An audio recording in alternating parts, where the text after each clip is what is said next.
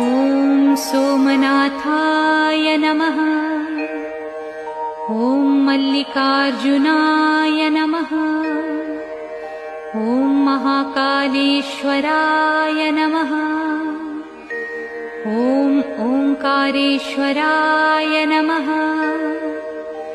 ॐ वैद्यनाथाय नमः। ॐ भीमशंकराय नमः। ॐ रामेश्वराय नमः।